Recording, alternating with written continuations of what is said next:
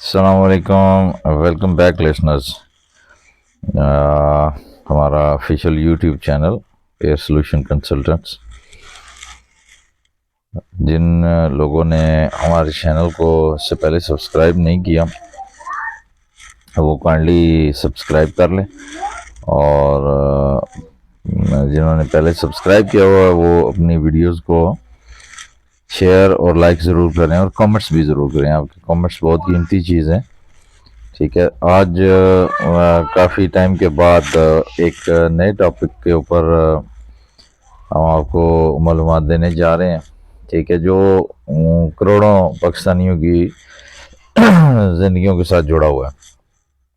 ठीक है, तो मेरे ख्याल से मतलब मैंने ये इसका एक्सपेरिमेंट करने के बाद, एक्सपीरियंस लेने के बाद, कंप्लेंट्स करने के बाद, जो गवर्नमेंट के चैनल्स थे, सोर्स थे, उनके ऊपर कंप्लेंट्स करने के बाद ये मुनासिब समझा कि अब ये बात पब्लिक तक रखी जानी चाहिए। ठीक है, कि एक कंपनी जो हमारे रोज़मर्रा रूटीन के पैसों के लेन देन के मामलात को देख रही है, बैंकिंग सेक्टर के अंडर रजिस्टर्ड है, स्टेट बैंक के अंडर, लेकिन वो उसकी कंपनी पॉलिसी है जो स्टेट बैंक ने शायद उसको स्पेशल सिर्फ उसी को इजाज़त दी हुई है, और या तो फिर स्टेट बैंक उसको पूछने का मजाज नहीं है। ठीक है, मीन्स कि वो हमारे स्टेट बैंक से भी बड़ी है। ठीक है, जिसे हम इजी पैसा कहते हैं। ठीक है, तो अब इन चीज़ों को ज़रा गौर से सुने। बैंक का रूल है कि जो भी डिपॉजिटर है, चाहे वो 1 लाख करा रहा है, चाहे 2 लाख करा रहा है, चाहे 10 लाख करा रहा है, डिपॉजिटर फी पे करेगा, चार्जेस जो भी होंगे उसके। ठीक है, जिसके अकाउंट में जा रही है वो कोई फी पे नहीं करता अनटिल जब तक वो पेमेंट उसके अकाउंट में पड़ी रहती है।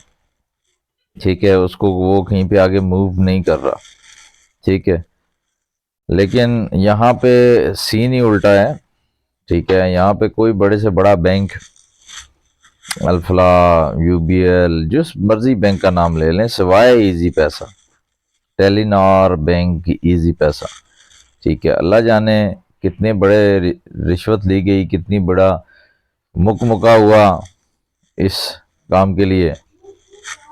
मैं ये कहने पर मजबूर हूँ ये बातें कि मुकमुका और रिश्वत दी गई सिर्फ वायद इस कंपनी को इस लूट मार की इजाज़त देने की। ठीक है, जो किसी और को इजाज़त नहीं है अभी तक और ना देखा है हमने। ठीक है, इसकी मैं कंप्लेन कर चुका हूँ ऑलरेडी, एक दफ़ा की, अभी फिर दोबारा की। ठीक है, पहले वाली का जवाब बैंकिंग मुतसिब को शायद उन्होंने अपनी पॉकेट में ले लिया। ठीक है, उन्होंने कोई इस पे कार्रवाई, कोई इस पे एक्शन नहीं लिया कि जी हमने इसको जुर्माना किया है और ये आपकी पेमेंट, आपके फंड्स आपके अकाउंट में आ गए हैं। ठीक है, और अजीब फुद्दू बनाने का तरीका है यहाँ पे इदारों के पास भी कि खुदारा पब्लिक को बेवकूफ़ मत बनाएं, उल्टा पब्लिक की सहूलत पैदा करें। ठीक है, पब्लिक के पास यही कुछ थोड़े छोटे छोटे एहसासे होते हैं, तो 4, 5, 10 हज़ार, 20 हज़ार वो अगर किसी से मंगवाता है, लोन ले रहा है या वैसे उधार ले रहा है, किसी मद में मंगा रहा है, तो उसके ऊपर अगर उसको 100 की तादाद में अनगिनत कटौतियां चलती आएंगी जो कि इलीगल है। देने वाला भी दे रहा है और लेने वाला भी पे कर रहा है। ठीक है, अब ये हो गया एक स्टेप। अब यही पेमेंट मिसाल के तौर पे आज मैंने 6 हज़ार किसी से मंगवाया। ठीक है, बिल की पेमेंट करने के लिए। ठीक है, अब 25 रुपये मेरे पहले अकाउंट में पड़े हुए थे। ठीक है, तो अब मेरे उसी अकाउंट के अंदर 5965 ये अमाउंट पड़ी हुई है। ठीक है, तो मुझे ये बताएं कि ये बाकी के पैसे कहाँ गए और किस कानून के तहत ये पेमेंट काटी गई। ठीक है, मुझे अगर आप लोगों को पता है तो मुझे समझा भी दें नीचे कमेंट्स के अंदर। शायद मैं पाकिस्तान में आज नया आया हूँ 40 साल के बाद, मुझे 40 साल इस पाकिस्तान के अंदर हो गए हैं, मैं नया हूँ, शायद कहीं आसमान से टपका हूँ, ये कोई रूल पुराना चल रहा है मुझे नहीं पता। ठीक है, मैं पहले भी इजी पैसा यूज़ करता था, मैं फर्स्ट टाइम नहीं है, उस टाइम ये चीज़ नहीं थी। इजी पे जैज़ कैश यूज़ कर रहा हूँ, जिस वो भी पुराना यूज़ कर रहा हूँ, उस पर भी ये चीज़ नहीं है। बैंकिंग सेक्टर यूज़ कर रहा हूँ, उस पर भी नहीं है।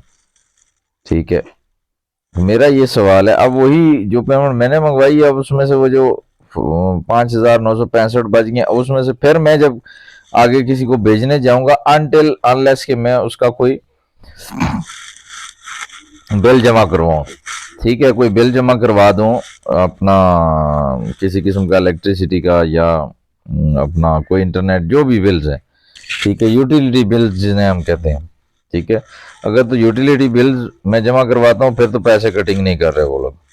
ठीक है, मेरी बात लॉजिक समझनी है, इस पॉइंट को और से सुनना है कि मैं बिल जमा कराता हूँ, यूटिलिटी बिल कोई भी है, गैस, बिजली, पानी, नेट, कोई भी और दूसरे बिल्स हैं, ठीक है, फिर कोई उस अमाउंट में से 5,965 जो बच गए हैं उसमें से कोई कटिंग नहीं। ठीक है, लेकिन अगर वही पैसा मैं आगे किसी को भेजता हूँ अपनी इजी पैसा में, जैज कैश में या बैंक में, ठीक है, अगर तो इजी पैसा वाले को भेजता हूँ तो फिर तो तबाही है उस गरीब की भी, मेरी भी। ठीक है, मतलब मुझे फिर अगेन इसी पेमेंट के ऊपर फिर से चार्जेस देने हैं, और अगला बंदा जो रिसीव करेगा वो फिर से चार्जेस देगा। ठीक है, तो खुदा रहा ये गधों वाली जिंदगी छोड़ दें गुजारना। गधों से मुराद ये है कि वो जानवर वाला गधा नहीं, गधा मीन्स अकल का गधा।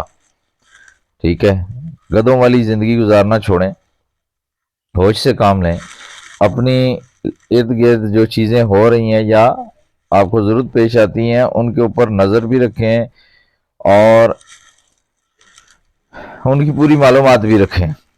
ठीक है, वो चंद चीज़ें होती हैं बंदे को जो रोज़ पेश आती हैं, जिनका वास्ता पड़ता है, ठीक है, तो उनकी खबर भी रखें, मालूमात भी रखें, उसका इल्म होना चाहिए, ये आपका फ़र्ज़ है एज ए ह्यूमन बीइंग और एज ए पाकिस्तानी कि आपको नॉलेज हो कि यार ये क्या सही क्या गलत है। ठीक है, सारे मामलात का तो कोई भी इल्म नहीं रख सकता, लेकिन अपने इर्द गिर्द सर्कल के अंदर कोशिश करें जितना जान सकते हैं जाना करें।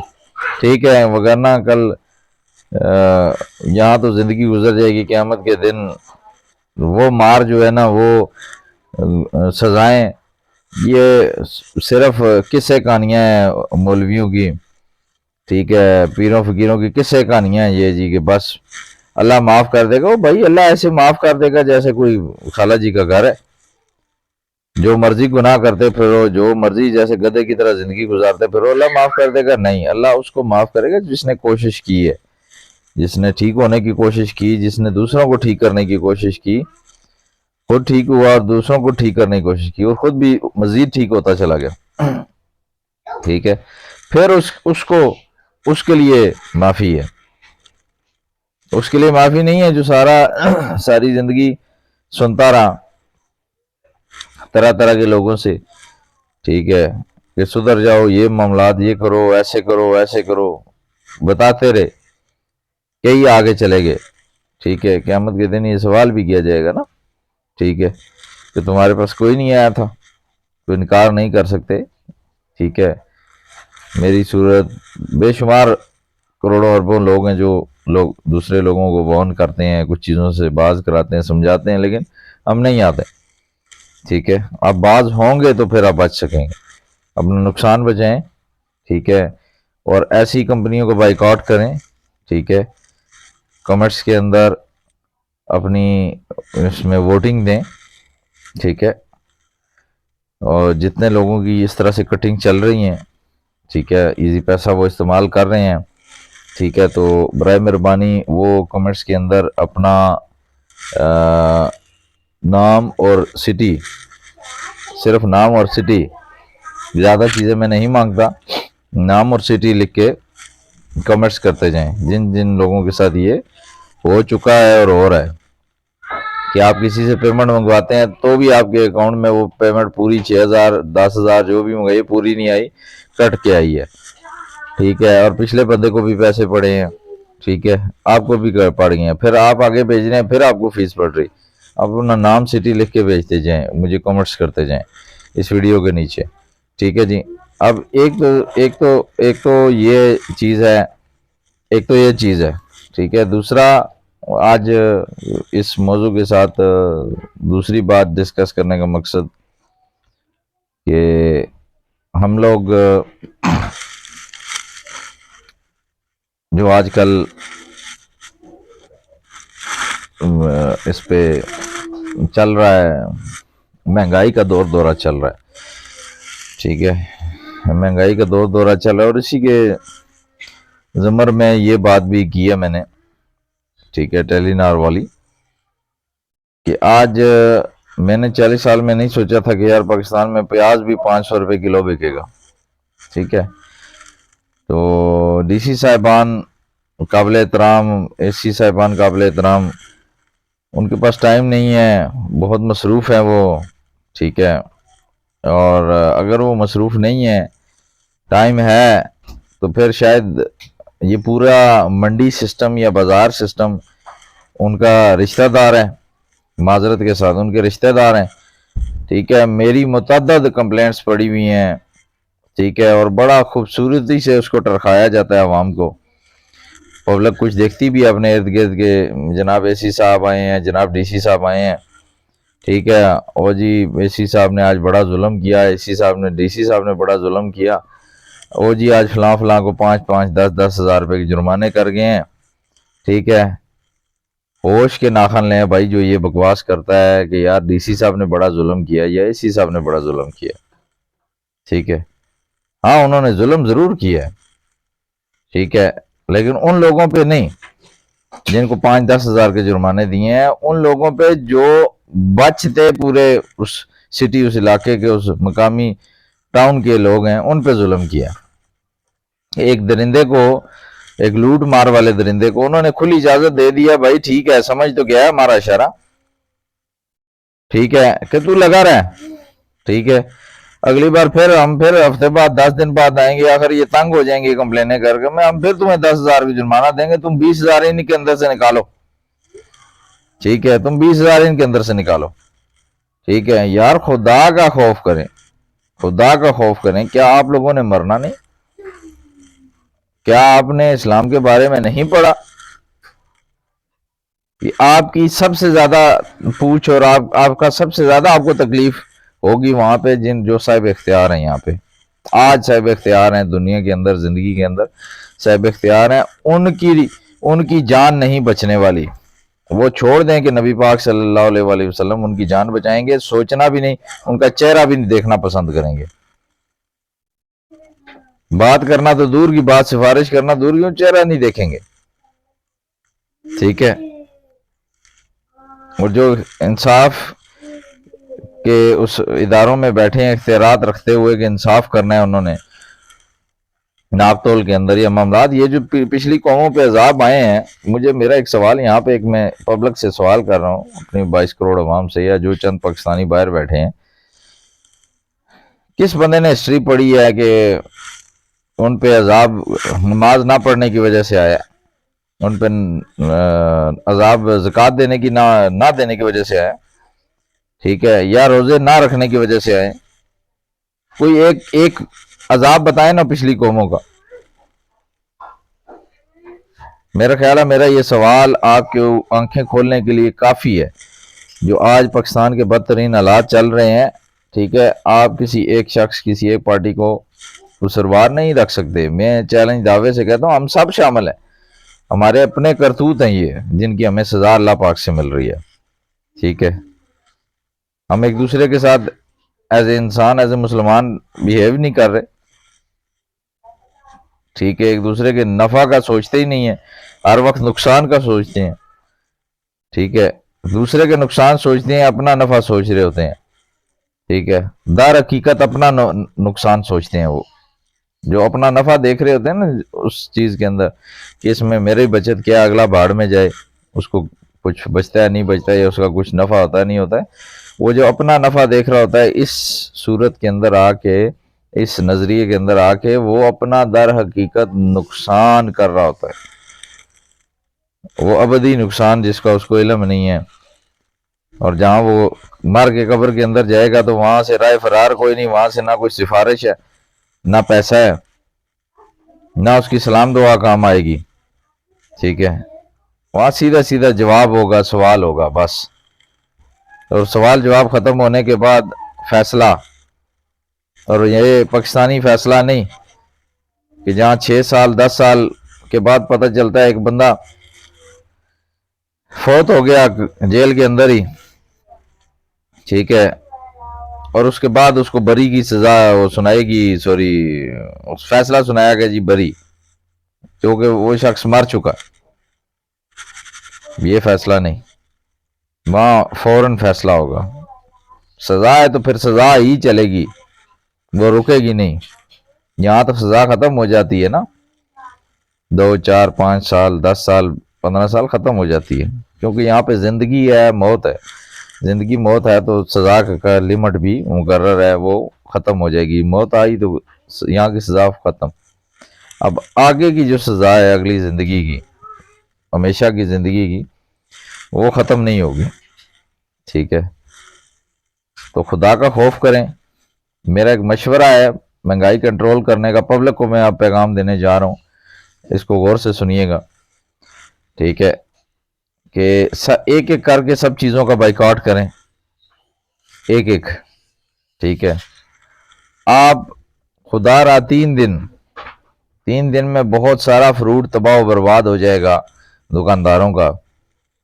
ठीक है, मंडी वालों का। ठीक है, तो वो किसका दरवाजा खटखटाएंगे? वो सरकार का दरवाजा खटखटाएंगे, गवर्नमेंट का दरवाजा खटखटाएंगे।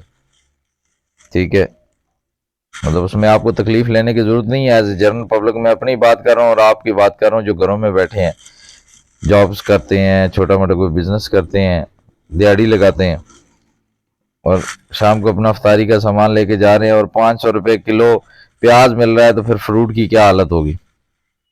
फ्रूट भी मैं जानता हूँ किस रेट में है। ठीक है, जिस चीज़ को 200 250 का होना चाहिए वो 350 400 पे बिक रही है। नाम लिया जाता है बेवकूफ़ बनाने के लिए। दुकानदार ये कहता है जी कि मंडी में महंगी है, हालांकि मंडी में जाए तो मंडी में रेट ठीक है। ठीक है, और अगर मंडी में कोई चीज़ महंगी है तो वो मंडी वाले से बात करें तो वो कहता है जी ट्रांसपोर्ट वाले जो है ना वो बहुत आजकल किराया ले रहे हैं। ठीक है, क्या आज तक इस 70 सालों में किसी ने इस मामले के ऊपर जिम्मेदारी ली?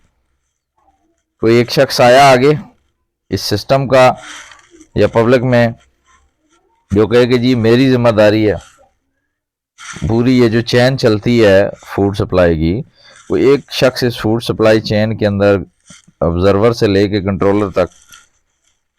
ठीक है, किसी एक बंदे ने भी कहा, जिम्मेदारी ली या लेने की कोशिश की? अगर नहीं ली या नहीं कोशिश की तो हम सब मुनाफिक हैं, मुनाफिकीन की सफ में खड़े हैं फिर।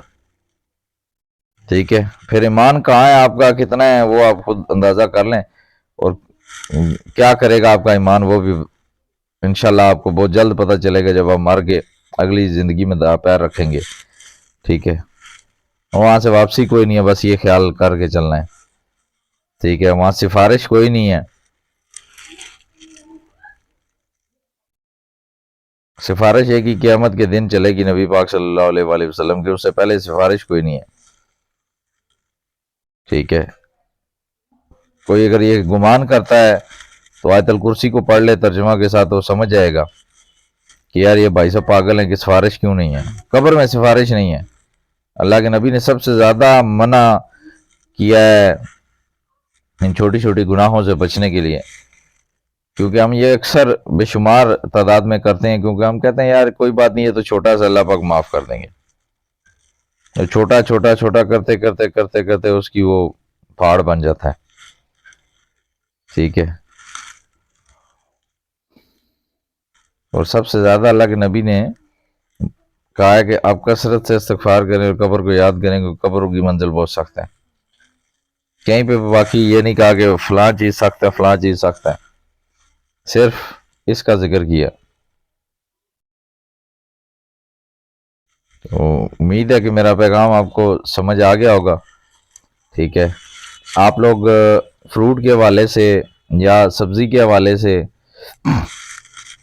आप एक मेरा एक एडवाइस है, आप अपने टाउन सिटी में मुतलका बाजार के अंदर 3 दिन सामान मत खरीदें। आप कह रहे होंगे यार ये पागल हो गया इंसान, ये कैसा मशवरा दे रहे हो। आप 3 दिन यहां से सामान मत खरीदें। खुदा रहा मेरी मान के देखें, जहां इतनी तकलीफें उठा रहे हैं, जहां इतनी जलालत बर्दाश्त कर रहे हैं मुख्तलिफ चीज़ों की, ठीक है, थोड़ी सी एफर्ट तकलीफ एक अच्छा स्टेप लेने के लिए भी करें। इस बात को सोचिएगा भी। गाड़ी बाइक कोई ना कोई ट्रांसपोर्ट है आपके पास जाने की, खुदा रहा 3 दिन या 4 दिन घरों में फ्रिज है, नहीं खराब होती चीज़ें।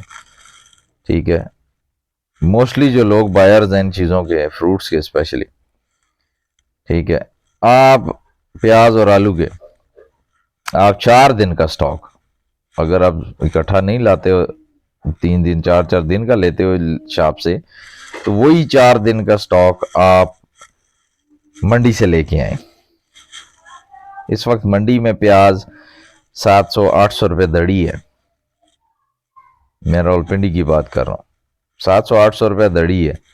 ठीक है, और वही प्याज जनाब kind supervision, under kind supervision DC साहिबान, अंडर काइंड सुपरविजन एसी साहिबान, शॉपकीपर धड़ल्ले से सीना चौड़ा करके बदमाशी के साथ पब्लिक को 400 450 रुपये किलो बेच रहे हैं।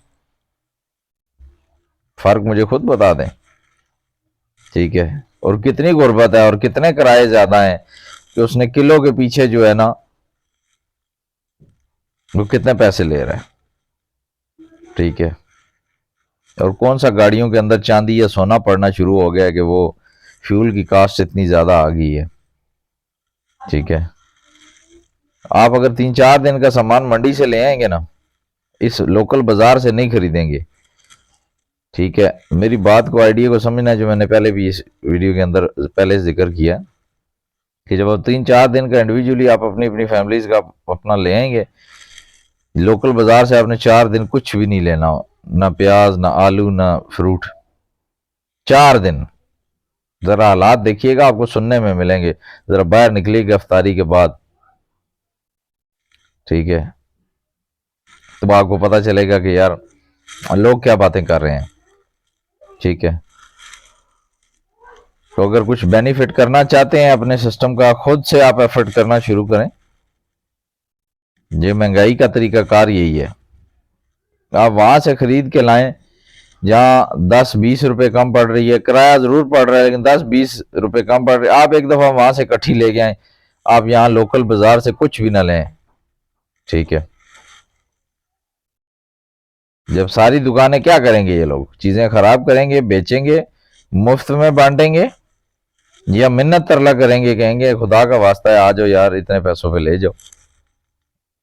ठीक है, तो सरकार की, मैं इसलिए गवर्नमेंट की बात नहीं करता, ये एक पूरा निज़ाम आवे का हवा बिगड़ा हुआ है। ठीक है, मेरी बेशुमार कंप्लेंट्स हैं जो मैंने दी हुई हैं, जिसके ऊपर 5,000 की पर्ची मुझे अटैच कर दी जाती है, कभी 8,000 की, कभी 3,000, कभी 2,000, कि जी हमने जुर्माना दे दिया। बेवकूफ़ बनाने का अच्छा तरीका है, क्योंकि हमारा सिस्टम में इबरत तो बनाया नहीं जाता ना, इबरत उसी को बनाया जाता है जो इस सिस्टम के खिलाफ बात करे। ठीक है, बाकी जो कानून तोड़ रहा है, इंसानी हकूक की खिलाफ वर्जी कर रहा है, वो तो पीर साहब है इनके लिए, वो इनके लिए एक वो कहते हैं मिठाई है, मीठी टाफी है, क्योंकि उससे माल निकलेगा, उससे इनके खर्चे चलेंगे, इनकी तनख्वाहें चलेंगी, इनके घर के अखराजात चलेंगे, इनकी अय्याशियां चलेंगी, क्योंकि ऐसे लोग होंगे तो इनकी अय्याशियां चल पाएंगी ना, वगरना बहुत मुश्किल है। जो फैसिलिटीज ये लोग रन कर रहे होते हैं, इतनी फैसिलिटीज इनको सिर्फ सरकारी पैसे के अंदर या खजाने के अंदर से जो आ रही होती है तनख्वाह, उसके अंदर चलाना, या जो फंड्स आ रहे होते हैं इनकी ऑफिस मैनेजमेंट के, उसके अंदर तो नहीं चल सकता। ना आईसी साहब का ऑफिस चल सकता है, ना डीसी साहब का चल सकता है। किसी एक शख्स को इबरत क्यों नहीं बनाते मार्केट की, कि अगर एक बंदे की कंप्लेन आपके पास आती है, यार ये बंदा ये ज्यादती कर रहा है, तो उसके लिए इबरत एक ही चीज है। हम नहीं कहते कि अल्लाह माफ करे उसको जेल में डालें, वो भी पाकिस्तानी भाई है, भटक गया किसी के अलावे पे या किसी की शय पर, ठीक है, किसी राजा मलक चौधरी कियानी या जो भी तगड़ा बंदा है, ओहदेदार है, उसने कह दिया कि तुम करो, मैं तुम्हारे साथ हूं, हमारी बदमाशी है, ठीक है, तो उसकी गलती नहीं है। उसको सजा इतनी काफी है इबरत बनाने के लिए। जुर्माना नहीं दे रहे, कैश नाम दें, कैश दे के आप अपना निजाम गंदा कर रहे हैं, आपने आप पे दाग लगा रहे हैं, आप उसकी दुकान बंद कर दें, सील कर दें, खोलनी नहीं है, ठीक है, उसकी दुकान सील, ठीक है। अब वो जहां नई दुकान ले, उसके पास जो लाइसेंस है वो पंजाब गवर्नमेंट का या जिस भी गवर्नमेंट जिस इलाके में है, वो जिस सूबे में, वो लाइसेंस नए सिरे से अप्लाई करेगा, बाकायदा तौर पे अपना फूड अथॉरिटी की टीम्स या आपकी लाइफ स्टॉक की टीम्स, जो भी रिस्पॉन्सिबल डिपार्टमेंट है जिसकी वो बिजनेस ओपन करने जा रहे हैं, वो विजिट करें। अगर वो फैसिलिटीज वहां पे उसने पूरी कर ली हुई है गवर्नमेंट रूल्स के मुताबिक, तो उसको इजाजतनामा नया दे दिया जाए, अदरवाइज उसकी शॉप मत खोलने दी जाए उसको वापस। ये 3-4 बंदों के साथ आप प्रैक्टिस करेंगे, ठीक है, तो फिर आपके पास ना शिकायत आएगी, ना आवाम आपसे तंग होगी।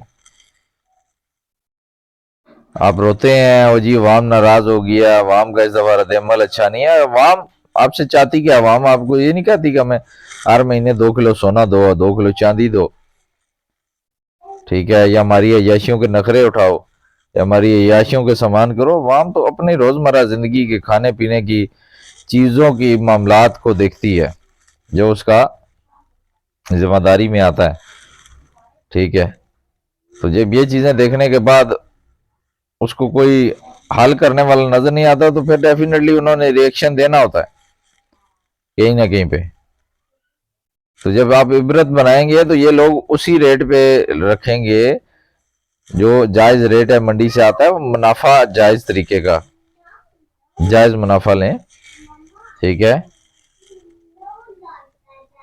ये वो चीज नहीं है, इन लोगों की दिमाग अकलें ज़ाइल हैं, किराने समेत, गोश्त वाले समेत, सब्जी फ्रूट वाले समेत, ये हराम माल खाते हैं। किस मुफ्ती ने कहा है कि इन तीनों चीजों, इन तीनों कैटेगरियों के ऊपर अन्नेवाह मुनाफा लें जायज है? उस मुफ्ती का नंबर उसे क्या, मुझे नीचे कमेंट करे मुफ्ती, ठीक है, तो मैं कुरान और हदीस की रोशनी की रूह में पूछूंगा, जो चीज खत्म होने वाली है या शॉर्ट होती है मार्केट में, ठीक है, ये खत्म हो सकती है, ठीक है, ये जिसकी किल्लत है, ये किल्लत हो सकती है, ठीक है, आप उसका रेट अपनी मर्जी से बढ़ा उतार नहीं सकते। हुकूमत वक्त जो कहेगी उसके साथ चलना पड़ेगा, ठीक है। फिर उसमें ये आए बाएं शाएं अगर आप मिलाएंगे, तो मैं लानिया तौर पे कह रहा हूँ, किसी मुफ्ती आलिम को अगर मेरी इस बात से चैलेंज है, तकलीफ है, तो कुरान और सही हदीस की रोशनी में मुझे रेफरेंस देने, हवाले मुझे ये सज्जे खबे की किताबों के नहीं देने। आवा बिगाड़ा हुआ है आपने पूरी अवाम का, गलत बातें बता बता के, ठीक है। खुदारा वो माल हराम खाएगा बंदा, खुद भी, बच्चों को भी खिलाएगा, बीवी को, वालदैन को भी, अगर वो सरकार के, हुकूमत वक्त के दिए हुए रेट से ऊपर जाके चीज बेचेगा, ठीक है, भले वो 1 रुपया भले वो 100 है या जितने भी हैं, वो पूरा माल हराम उसका, वो हराम खाएगा। वो 100 हराम नहीं होगा, फिर पूरा माल हराम होगा। ठीक है, क्योंकि यहाँ पे मुफ्ती मौलवी हजरात को बात कहते हुए ना तकलीफ होती है। ठीक है, क्योंकि उनकी फिर वो हलवे की और मुर्गी की दुकान बंद हो जाती है, क्योंकि लोगों ने शक्ल सियाण पहचान लेनी है, सियाण लेनी है, और कहना कि नहीं इस मुफ्ती दी मौलवी दी मस्जिद ही नहीं जाना भाई। ठीक है, ये तो सानू ही सीधियां सीधियां सुनाता है, क्योंकि उसको अल्लाह का खौफ होगा तो सीधी सीधी सुनाएगा ना, अल्लाह का आर्डर ही सुनाएगा और कहेगा इसी पे अमल करो। ठीक है, आज कोई बंदा अपनी सीधी रास्ते पे नहीं है तो दूसरों को वो कहता फिरता है आप सीधे हो जाओ, आप सीधे हो जाओ, आप सीधे हो जाओ। तो खुदा रहा मेरी इस बातों को गौर से सुनिएगा, समझिएगा। मजीद कोई सवाल जवाब हो तो मुझे कमेंट्स बॉक्स के अंदर कमेंट्स करके लाजमी बताएं। ठीक है, और जो बाइकआउट के लिए रिक्वेस्ट की है मैंने, मुझे मैसेज में अपना नाम, कमेंट्स, अपना सिटी, नाम और सिटी लिख के लाजमी भेजें कमेंट्स बॉक्स के अंदर। और जिन लोगों ने चैनल को सब्सक्राइब नहीं किया उनसे रिक्वेस्ट है कि वो चैनल को सब्सक्राइब करें, ताकि आइंदा आने वाली ऐसी न्यूज़ इंफॉर्मेशन आप तक पहुंचती रहे। जज़ाकल्लाह, अल्लाह हाफिज़।